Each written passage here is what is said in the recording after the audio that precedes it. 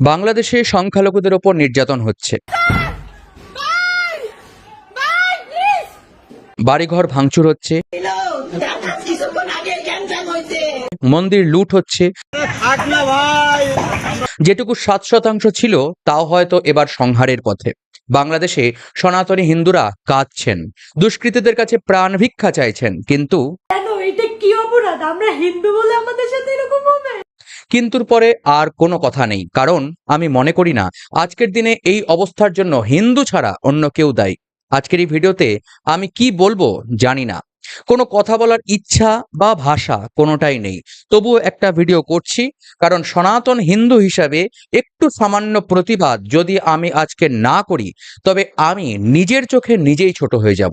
ইতিহাস আমাকে কখনো ক্ষমা করবে না। নমস্কার, আমি একজন দুর্ভাগ্য নিয়ে জন্মানো হিন্দু, শিবপ্রসাদ মুখোপাধ্যায়। ভারতবর্ষ ও বাংলাদেশের প্রতিটি জীবিত দর্শককে এই ভিডিওতে স্বাগত জানাই। দেশভাগের সময় যখন ওপার থেকে পালিয়ে আসতে হয়েছিল, গোলা ভরা ধান, পুকুর ভরা মাছ কিংবা মন্দিরের কুলদেবতা সবাইকে ফেলে এক রাতের মধ্যে যেদিন পালিয়ে আসতে হয়েছিল, সেই দিন থেকে হিন্দুদের পতনের বীজ বপন হয়েছিল। যারা পালিয়ে এসে এই ভারতে আশ্রয় নিয়েছিলেন, দুর্ভাগ্যবশত তাদের অধিকাংশেরই বক্তব্য এই লড়াইটা জাতের নয়, লড়াইটা হলো ভাতের। কিন্তু সত্যিই কি তাই? যদি লড়াইটা ভাতেরই হবে, তাহলে সেই লড়াইতে প্রাণটা শুধু হিন্দুদেরই যায় কেন? 1947 সালে দেশভাগের সময় যে দেশের হিন্দু ছিল 30%, 71 সালে সেই হিন্দু কমে 20%, 2001 সালে হিন্দু পপুলেশন 10%, আর বর্তমানে সেটা 7%।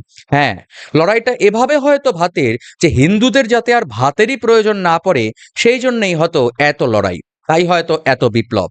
বাংলাদেশের হিন্দু সংখ্যা কমেছে বলে আপনি ভারতীয় হয়ে যদি নিশ্চিন্ত থাকেন, তবে আপনাকে বলি, ইএসসি রিপোর্ট অনুযায়ী ভারতবর্ষে 1950 থেকে 2015 সালের মধ্যে হিন্দু জনসংখ্যার অংশ 7.82% কমেছে। সেখানে ভারতীয় মুসলমানদের অংশ 43% বৃদ্ধি পেয়েছে। তাই এখনো চিন্তা করুন, আপনি নিশ্চিন্ত থাকবেন কি নাকি নাকি কি করবেন সেটা আজকে থেকে ভাবা শুরু করুন। একবার মোবাইলে, টিভিতে বাংলাদেশের হিন্দুদের অবস্থাটা দেখুন আর নিজেকে ওইখানে কল্পনা করুন। আপনার মা বোনকে ঠিক ওই স্থানে কল্পনা করুন। করে যদি তবুও আপনার মনে হয় আপনি নিশ্চিন্তে আজকে রাত্রে ঘুমোতে পারবেন, তাহলে আপনার শরীরে মানুষের রক্ত বইছে না। অমানুষদের এই ভিডিও ছেড়ে আমি এক্ষুনি চলে যাওয়ার অনুরোধ জানাবো।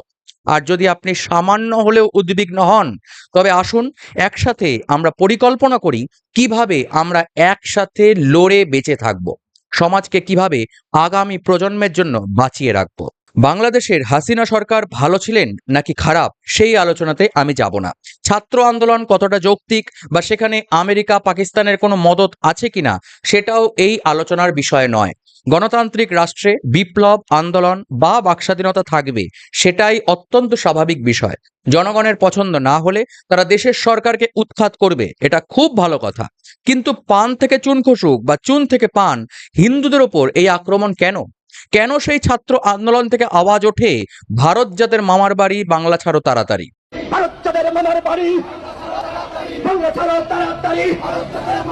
দুর্গাপুজোর সময় প্রতি বছর দুর্গা প্রতিমা ধ্বংস লীলা চলে। আমার এই ভিডিওর আলোচনার বিষয় আজকে এটা। কেউ কেউ কমেন্ট করে বলতে পারেন এসব বাজে কথা, সব মুসলমান এক নয়, সবাই মূর্তি ভাঙে না, বা মুসলমানেরা দল বেঁধে হিন্দুদের মন্দির পাহারা দিচ্ছে, এমন ছবি বা ভিডিওর রেফারেন্স দিতে পারেন। হ্যাঁ, একজন মানুষ হয়ে আমি এটা মানি, এটা অসম্ভব। সমস্ত মুসলমানেরাই হিন্দুদের ধ্বংস করতে উদ্যত, এটা সম্ভব নয়। কিন্তু প্রশ্ন হলো, তারা সংখ্যায় কত? আমার তো মনে হয় হাতে গোনা গুটি কয়েক মাত্র। তার সব থেকে বড় কথা হলো, সেই পাহারাদার মুসলমানরা তাদের আক্রমণের জন্য পাহারা দিচ্ছেন, তারাও তো মুসলমানই। এখন যদি আপনি বলেন শিবপ্রসাদ দাদা আপনি ভুল বলছেন, বাংলাদেশের অধিকাংশ মুসলমানরাই হিন্দুদের সাথে মিলেমিশে থাকতে চায়, তবে আপনাকে আমার প্রশ্ন, আজ তবে হিন্দু শতাংশ মাত্র 7% কেন? যদি অধিকাংশই মুসলমান হিন্দুদের রক্ষায় তৎপর হতেন, তবে নিশ্চয়ই গুটি কয়েক মুসলমানের পক্ষে এইভাবে হিন্দু ধ্বংসযজ্ঞ করা সম্ভব হতো না। যাই হোক, যা হয়ে গেছে হয়ে গেছে। আজকের দিনে দাঁড়িয়ে আমি বা আপনি কিভাবে নিজেদের রক্ষা করতে পারি, আসুন সেটাই ভেবে দেখা যাক। দেখুন, আমি আপনি একজন সাধারণ মানুষ হয়ে একদিন বা ১ মাস বা ১ বছরের মধ্যে তো আর সমাজকে পাল্টে ফেলতে পারবো না। কিন্তু কিছু তো আমরা আজ করতে পারি, যার মাধ্যমে আমরা নিজেদের শক্তিশালী করব, নিজেদের রক্ষার নিমিত্ত। তাই আজকে কয়েকটা পয়েন্ট আপনাদের কাছে আমি উপস্থাপন করতে চাই, যা আমার মনে হয় আপনাদের প্রত্যেকের জানা অত্যন্ত জরুরি। প্রথম পয়েন্ট, সাপোর্ট বাংলাদেশি হিন্দু।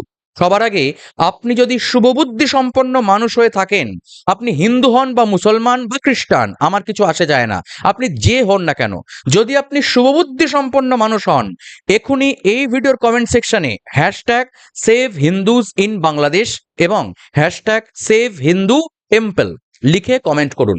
আমিও দেখতে চাই কতজন মুসলমান ভাই বা বোন সত্যি হিন্দুদের বন্ধু, সত্যিই কতটা তারা ভালো চায়। দেখি কতজন হিন্দু কমেন্ট করে আর কতজন মুসলমান।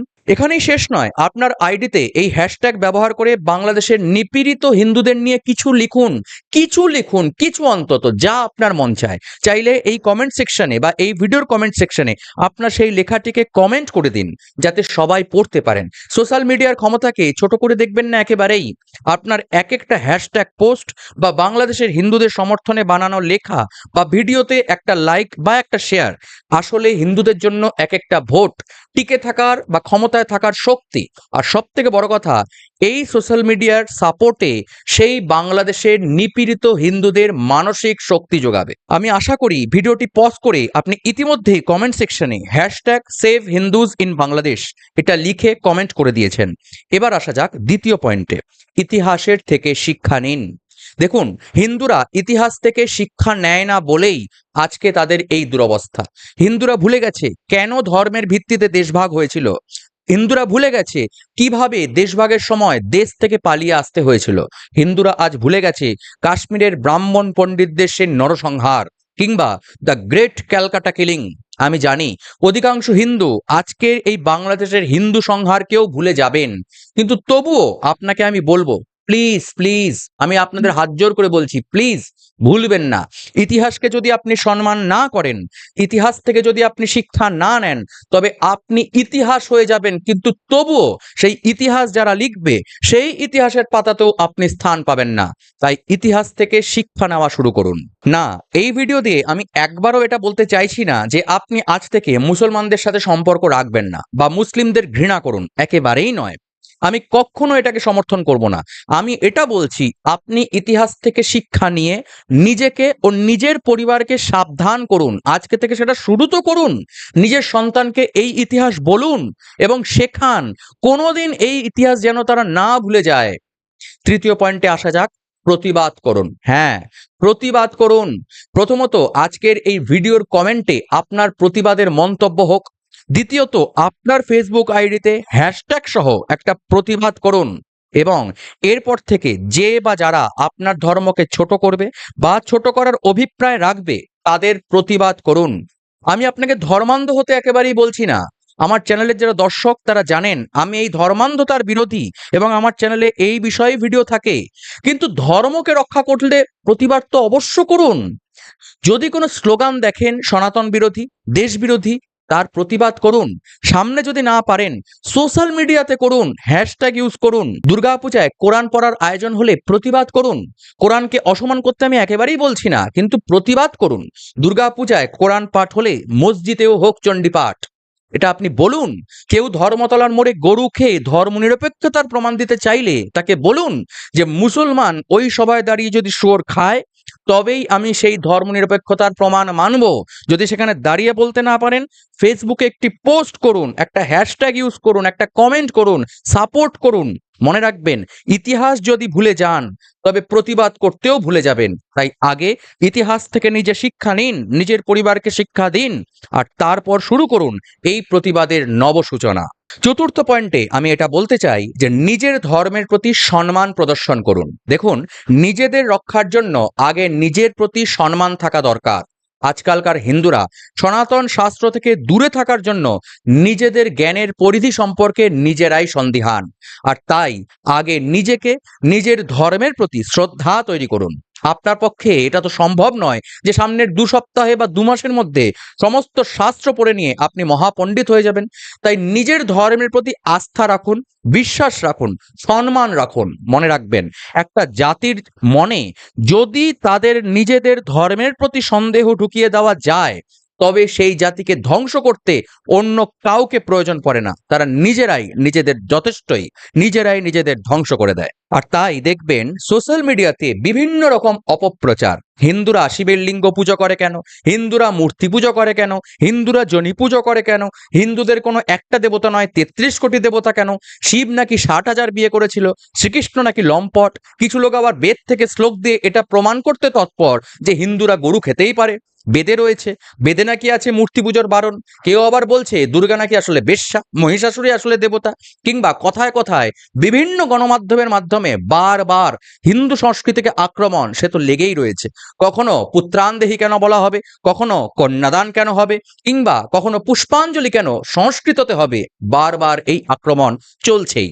সে ইউটিউবে বা ফেসবুকে হীনকৃষ্ণের ভিডিওই হোক, কিংবা দ্বিতীয় পাণ্ডববাদী সংস্থা যারা আম্বেদকরকে আইকন মানে কিন্তু সংবিধানের বিরোধী কাজে আপত্তি নেই, কিংবা ফেসবুকে বিভিন্ন ওয়াজের ভিডিও বা নিদেন পক্ষে আমার ভিডিওর কমেন্ট সেকশনে মুসলমানদের কমেন্ট, সব জায়গায় এই অপপ্রচারের মাঝে হিন্দুরা আজ নিজেরাই নিজেদের সম্মান করতে কুণ্ঠিত হন। যদিও এর জন্য আমার চ্যানেলে অপপ্রচারের জবাব নামের প্লে লিস্ট করা রয়েছে, আপনারা সেটা দেখে মনের সন্দেহ দূর করতেই পারেন। কিন্তু শুধু তাতেই হবে না, সবার আগে এদের জবাব দিন, রুখে দাঁড়ান এই অপপ্রচারের বিরুদ্ধে। কড়া ভাষায় বলুন, আমি মূর্তি পূজা করব, বেদে যা খুশি থাক, আমার বাবা কাকা যা করেছে আমি তাই করব। আমি কোনো অপধর্মী বা বিধর্মীর কাছে আমার ধর্মের বিষয়ে শিক্ষা নেব না। আপনি বলুন, জোর গলায় বলুন, যদি বেদেও থাকে, স্বয়ং ব্রহ্মাও যদি এসে বলে, তাহলেও আমি গরু খাবো না। আমি শিবলিঙ্গ পূজা করব, আমি কামাখ্যায় জনি পূজা করব। তাতে আপনার ভালো লাগুক খারাপ লাগুক, আপনি যা খুশি ভাবুক, আমার কিছু আসে যায় না। একদম স্পষ্ট ভাষায় বলুন, আমি 33 কোটি দেবতার পুজো করব, প্রয়োজন পড়লে আরো 33 কোটি দেবতার পুজো বানাবো, 100 বার করব। আমি লম্পট হলেও ভগবান শ্রীকৃষ্ণেরই পূজা করব। দুর্গা যদি বেশ্যাও হয়, তাও আমি মহিষাসুরের পুজো করব না। বলতে শিখুন, ব্রাহ্মণ আমাদের ধর্মের ধারক ও বাহক। যারা ব্রাহ্মণের বিরোধিতা করে তাদের এই জবাব দিন। জীবিকার স্বার্থে হলেও ওই ব্রাহ্মণ মশাই শ্রাদ্ধ বাড়িতে গীতা পড়ে, ব্রাহ্মণ মহাশয় দুর্গা পুজোর দিন মায়ের সামনে পুজো করে। বাকিরা অধিকাংশই শ্রাদ্ধ বাড়িতে শুধু খেতে চান, কিংবা প্রেজেন্টেশন দিতে চান, কিংবা আজকাল ব্লগ শুট করতে যান। আর দুর্গা পুজোর অধিকাংশের দেখা মেলে শুধু প্রসাদ বিতরণে, ভোগ খাওয়াতে বা ডিজের বিসর্জনে। তাই স্পষ্ট করে বলুন, ওই চাল কলা বেঁধে নিয়ে যাওয়া ব্রাহ্মণ আমার ধর্মের ধারক আর বাহক। ওর বিরুদ্ধে কোনো কথা আমি বলবো না এবং অন্যের কাছে শুনবও না। আপনার যদি এখানে মনে হয় আমি ব্রাহ্মণ্যবাদী, তাহলে আপনি লিখে রাখুন, বাংলাদেশের মতো অবস্থা হতে আপনার বা এই অঞ্চলের খুব বেশি দেরি নেই। মনে রাখবেন, ব্রাহ্মণ যদি শেষ হয়ে যায়, এটা মনে রাখবেন, আবারও বলছি, গীতা কেউ খুলে দেখবে না, বেদ কেউ পড়বে না। তাই নিজের ধর্মকে সম্মান করুন। কটা লোক গীতা পড়ে, কটা লোক গীতা শ্লোক বলতে পারে, কটা লোক বেদ খুলে দেখে, মার্কেটে পাওয়া যায় তবু কটা লোক বেদ মার্কেট থেকে কেনে? ব্রাহ্মণই কেনে, ব্রাহ্মণেরাই ওটা পড়ে। তাই নিজের ধর্মকে সম্মান করুন। সে ব্রাহ্মণ খারাপ হোক ভালো হোক যাই হোক, সেই ব্রাহ্মণ বেদ এবং ধর্মকে ধারণ করে। সেই ব্রাহ্মণই না খেয়ে উপোস করে দুর্গাপুজোর সময় পুজো করে, সে যতই তার স্বার্থের জন্য হোক। সাধারণ মানুষ করে না, সাধারণ মানুষ মটন বিরিয়ানি আর চিকেন চাপ খায়। তাই ধর্মের রক্ষায় তৎপর হন। মনে রাখবেন, ধর্ম রক্ষতি রক্ষিতা, ধর্মকে যে রক্ষা করে তাকেই একমাত্র ধর্ম রক্ষা করে। এবার সব থেকে গুরুত্বপূর্ণ পয়েন্ট বলছি, রক্ত দেখা অভ্যাস করুন। সনাতন হিন্দু ধর্মের দেবী দুর্গাই হোক, মা কালী হোক, শিবই হোক বা কৃষ্ণ, প্রত্যেকের হাতে অস্ত্র আছে। অস্ত্রহীন দেব বা দেবী নেই। শাস্ত্র বলছে বীর ভোগ্যা বসুন্ধরা, এই পৃথিবী শক্তিমানরাই চিরকাল ভোগ করেছে, ভবিষ্যতেও তাই হবে। কিন্তু হিন্দুরা কি করেছে? মায়ের 10 হাতের অস্ত্র সরিয়ে মাকে শক্তিহীন করেছে। করাল বদনী মা কালী আজকে কিউট কালী হয়েছে। শিব আজকাল ত্রিশূল ছেড়ে গাজা টানছে। আর কৃষ্ণের সুদর্শন, সেটা ভগবান শ্রীকৃষ্ণ কোথায় হারিয়ে ফেলেছেন কেউ জানি না। কৃষ্ণ আজকাল শুধু বাঁশিই বাজাচ্ছে। হিন্দুদের দুর্বলতার কারণ এই হিন্দুরাই, যারা এই অস্ত্রগুলোকে ধ্বংস করেছে। আর এই জন্যেই শাস্ত্রে অস্ত্র পূজার নির্দেশ, এই জন্যেই শাস্ত্রে বলি প্রথার নির্দেশ। পাঠা বলি দিয়ে ওই রক্ত দেখলে আসলে মানসিক জোর বাড়ে। হ্যাঁ, এটাই সত্যি। যদি আপনার মনে হয় আমি বাজে বকছি, পাঠা বলি শাস্ত্রে নেই, তবে বলি আপনি শাস্ত্রের কিছু জানেন না। স্পষ্টত আপনাকে বলছি, শাস্ত্রের কিচ্ছু জানেন না। বলির প্রমাণ পেতে বেশি শাস্ত্র পড়তে লাগ না। মিনিমাম শ্রীচণ্ডীর দ্বাদশ অধ্যায় করলেই বলির প্রমাণ পাওয়া যায়, কিংবা সাধারণ দক্ষিণা কালিকা স্তোত্রে এর প্রমাণ রয়েছে, মনুসংহিতায় রয়েছে, মহানির্বাণ তন্ত্রে রয়েছে, শ্রীমদ্ ভাগবতে রয়েছে, রামায়ণে রয়েছে, বিষ্ণু পুরাণে রয়েছে, দেবী ভাগবতে রয়েছে, ব্রহ্মসূত্রে, ঋগ্বেদে, অথর্ববেদে, যজুর্বেদে, এমনকি শ্রীমদ্ ভাগবত গীতাতেও স্পষ্টভাবে না হলেও পরোক্ষভাবে বলির সমর্থনেই কথা রয়েছে। বলির শাস্ত্রীয় প্রমাণ দেওয়া এই ভিডিওর উদ্দেশ্য নয়, তাই আমি রেফারেন্স সহ বললাম না এই ভিডিওতে। কিন্তু এই তথ্যগুলো আপনাকে কেন বললাম? শুধুমাত্র আপনার ভুল ভাঙানোর জন্য। খুব শীঘ্রই বলি ব্যবস্থা নিয়ে রেফারেন্স সহ, একদম শ্লোক নাম্বার সহ ডিটেল ভিডিও এই চ্যানেলে আপলোড করব। তথাপি যদি আজকের দিনে আপনার এই পয়েন্টগুলোতে যদি মনে হয় আপনার যে আমি বাজে বকছি, সামান্য শ্রীচণ্ডী খুলে দ্বাদশ অধ্যায় খুলে দেখুন, শ্লোক নাম্বার বলবো না, মিনিমাম অধ্যায়টি পড়ে দেখুন, আপনি বলির প্রমাণ পেয়ে যাবেন। বলির রক্ত দেখলে, বলির খাড়া চালানো অভ্যাস করলে প্রতিবাদের সাহস জাগে। হ্যাঁ, এটাই বাস্তব। আপনি না মানলেও এটাই সত্যি। বাংলাদেশে এতকাল এত আক্রমণ হয়েছে, কজন লাঠিসোঁটা নিয়ে একযোগে তাদের বিরুদ্ধে আক্রমণ করেছে? একবারও করেছে? এদের ঘরে একটা মিনিমাম অস্ত্রটুকু রয়েছে? অস্ত্র বলতে মিনিমাম একটা খাড়া বা দা, মিনিমাম একটা লাঠি রয়েছে নিজের বাড়িতে? কিন্তু এই আক্রমণের বিরুদ্ধে প্রতি আক্রমণ কে করেছিলেন জানেন? ইতিহাসে একজনই রয়েছেন, স্বর্ণাক্ষরে তার নাম লেখা রয়েছেন। তিনি হলেন Shriman Gopal Mukhopadhyay. The great Calcutta killing এ যিনি একাই অপ্রতিরোধ্য হয়ে উঠেছিলেন। লোকে তাকে গোপাল পাঠা বলে জানেন, যিনি প্রতিদিন পাঠা কাটতেন। পাঠা নিরীহ বলে যদি আপনি বলি বন্ধ করে দেন, যদি মায়ের হাতের খড়গ শুধু হাতেই থেকে যায়, প্রয়োগ না হয়, তবে মনে রাখবেন আপনিও আপনার পরের প্রজন্মকে নিরীহ করে যাচ্ছেন। আর নিরীহ পাঠাকে আপনি বলি না দিলেও কেউ না কেউ কোরবানি দেবেই। নিরীহর মৃত্যু অবধারিত। বীরভজ্ঞা বসুন্ধরা।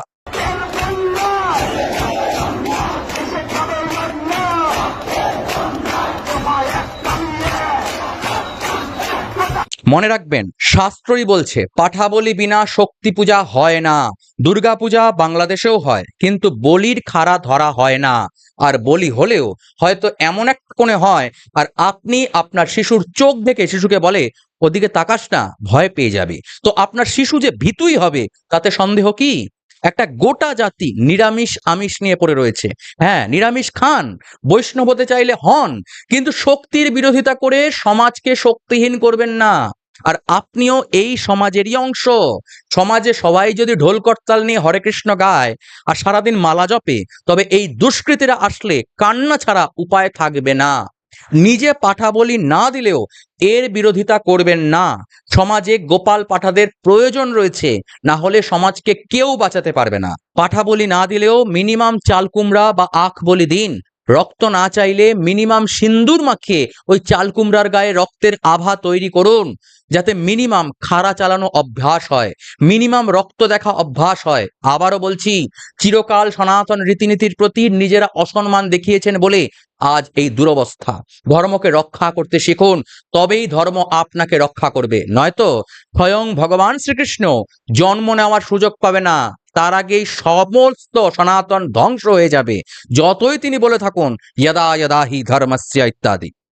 সবশেষে একটা পয়েন্ট বলবো, সেটা হলো ধর্মের প্রচারে অংশ নিন। দুর্গাপুজোর সময় ডিজে পার্টি না করে শাস্ত্রীয় সভা করুন, যেখানে দুর্গাপূজা কি এবং কেন এই নিয়ে আলোচনা হোক। 10 কিলোমিটার রাস্তা হেঁটে শিবের মাথায় জল ঢালুন, কিন্তু শিব কে, কি তার পরিচয়, কেন শিবলিঙ্গে জল ঢাললেন, শিব কি আদৌ গাঁজা খায়, এই নিয়ে জানার জন্য শিব পুরাণ, ভাগবত পুরাণ এগুলো পড়ুন। যদি না পড়েন তবে ইউটিউবে শুনুন এবং 10 জনকে জানান কৃষ্ণের শুধু রাসলীলা নয় বা রাধাকৃষ্ণের প্রেম কাহিনী নয়, কিভাবে সে কংসকে হত্যা করেছিল, কিভাবে সে সুদর্শন দিয়ে জরাসন্ধকে বধ করেছিল, কিভাবে সে অন্যায়ের বিরুদ্ধে বারবার প্রাণ নিতে 2বার ভাবেনি। সেই বীর গাথার আলোচনা হোক বেশি করে। কালী পুজোর সময় একটা সভা করুন, যেখানে শাস্ত্রজ্ঞ কোনো পণ্ডিত আসুক, যেখানে আলোচনা হোক কালীর হাতের খাড়া কেন, কেন কালী কাপড় পরে না ইত্যাদি। এইভাবে প্রতিটি পুজোয় প্যান্ডেলে ডিজে বা মদের পিছনে পয়সা নষ্ট না করে একটু এগুলোর আয়োজন করুন। এটা পুজো উদ্যোক্তাদের প্রতি আমার অনুরোধ। এগুলোর দ্বারাই নবপ্রজন্ম ধর্ম সম্পর্কে জানবে, বুঝবে, এগুলোই তো সমাজকে উদ্বুদ্ধ করবে। এভাবেই তো হবে নবসূচনা। এর দ্বারা আমরা শুধু নিজেদের ঐক্যবদ্ধ করতে পারবো, নিজেদের সচেতন করব, নিজেদের শক্তি বৃদ্ধি করব। আর ইতিহাস সাক্ষী সনাতনী হিন্দুরা কখনো দুর্বলকে আক্রমণ করেনি, করবেও না। কিন্তু আজকের বাংলাদেশের অবস্থা যদি ভবিষ্যতে পুনরাবৃত্তি হয়, তবে ওদের 100-র বিরুদ্ধে আমাদের 1000টা গোপাল পাঠা যেন তার জন্য প্রস্তুত থাকে, তার ব্যবস্থা আজ থেকেই আমাদের করতে হবে। না হলে কি হবে নিজেরাই দেখে নিন আজকের বাংলাদেশকে। সব মন্দির মালিক আবির পারে, আমার মন্দির রক্ষা করে তোমরা সবাই, সবাই তোমার কাছে কই জোর আমি না। কেন এটা কি অপরাধ? আমরা হিন্দু বলে আমাদের সাথে এরকম হবে? ভাই ভাই বাঁচাও, ভাই ভাই। তো আজকের মতো এই পর্যন্তই। না, আমি আজ আপনাদের সাবস্ক্রাইব করতে বলবো না। সত্যি বলতে সেটা বলার কোনো ইচ্ছা বা আগ্রহ আমি নিজের ভেতর খুঁজেই পাচ্ছি না, কিন্তু শেয়ার করতে অবশ্যই বলবো। প্লিজ হাত জোর করে বলছি, শেয়ার করে এই ভিডিওটা আরো মানুষের কাছে পৌঁছে দিন। জানি হয়তো হিন্দুদের ঘুম কোনোদিনই ভাঙবে না, তবু ইতিহাসের কাছে এটুকু তো আমরা বলে যেতে পারবো যে আমরা সবাইকে জাগাতে চেষ্টা করেছিলাম। মহাকাল সবাইকে গ্রাস করবে, একদিন করবেই, মৃত্যু সকলের হবে, কিন্তু মহাকালের আগে মহা পিশাচের হাতে যাতে বধ না হতে হয়, তার জন্য এই ভিডিওটা আপনাদের শেয়ার করার অনুরোধ জানাই। এখানেই শেষ করছি। বাংলাদেশের সনাতন ভাইদের সমর্থনে এর বেশি আমি একজন সাধারণ মানুষ হয়ে কী বা করতে পারি। নমস্কার।